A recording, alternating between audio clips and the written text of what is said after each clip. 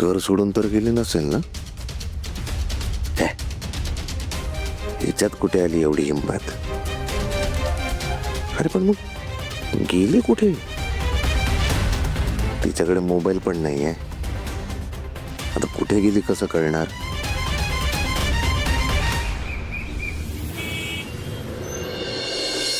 बस बस बस बस.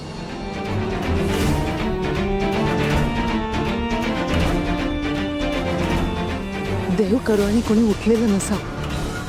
चल बाळा.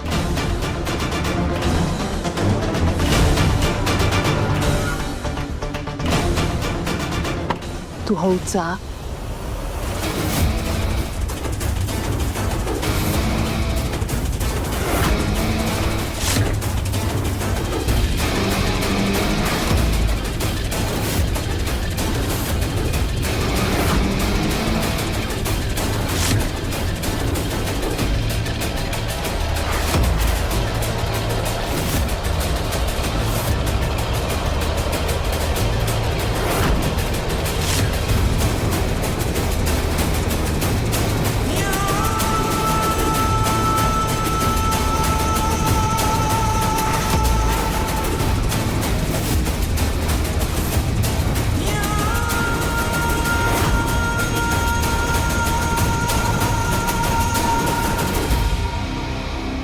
Good morning.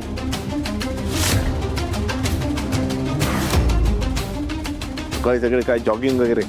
हा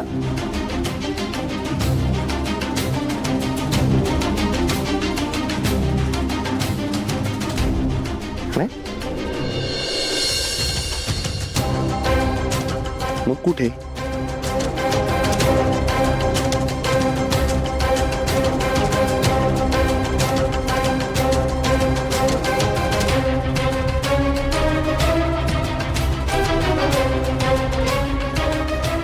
मंदार मामाचा फोन आला होता. आजोबा खूप सिरियस होते म्हणून त्यांना बघायला गेलो होतो.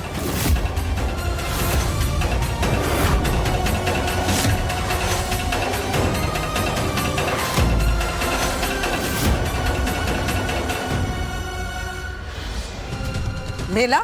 आजी असं काय बोलतेस? अविनं तुम्हाला सांगितलं होतं जायचं नाही, तरी तुम्ही गेलात कुणाला न सांगता, गुपचूप अंधारात.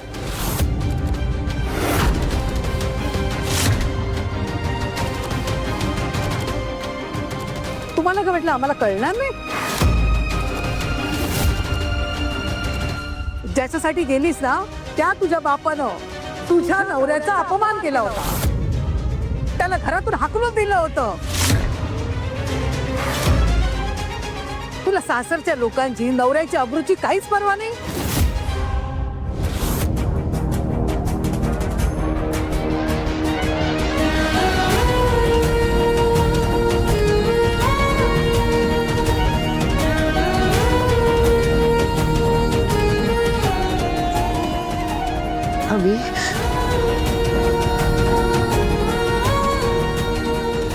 सॉरी, मला तुम्हाला न विचारता जायचं नव्हतं, पण बाबांची अवस्था. अरे बास करा तुम्ही. तिच्या बाबांच्या तब्येतीची विचारपूस करायचं सोडून तिला जाब कसला विचारता?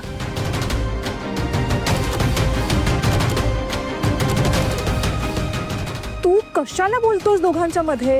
काय बोलू नको. तुम्ही कसंही वागाल आणि ती फक्त ऐकून घेईन. तू सुद्धा मुलगीच आहेस ना कोणाची तरी. समजा तुझे वडील आजारी पडले, मी तुझ्याशी असाच वागलो तर चालेल? राहशील तू माझ्या बरोबर? पुढच्या क्षणाला संसार मोडून निघून जाशील. काय बोलतेस तू सीमा?